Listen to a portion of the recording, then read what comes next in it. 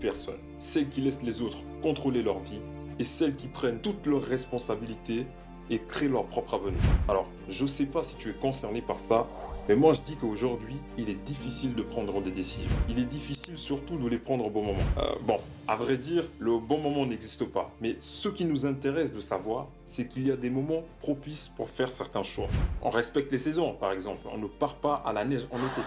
C'est logique. Eh bien, en astrologie, c'est pareil. Actuellement, il y a un mouvement planétaire qui se forme le 9 juin et qui est propice aussi à l'investissement, à l'abondance et à la fécondité. Donc plus d'enfants.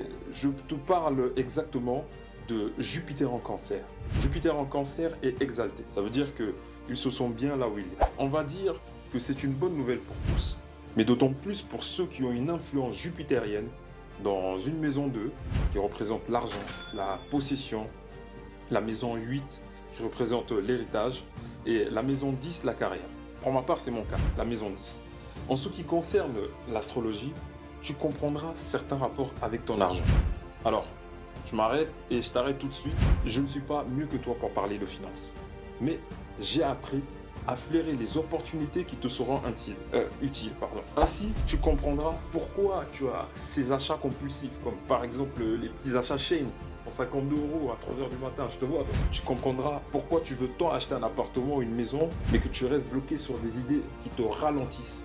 Bref, tu auras compris d'où viennent tes blocages. Et si en ce moment, tu as envie de réorganiser tes finances, c'est que tu es certainement aligné avec ce mouvement et les futurs mouvements qui viendront. Par exemple, Uranus en Gémeaux. Pour plus de renseignements, je t'invite à venir me parler en privé et surtout, abonne-toi.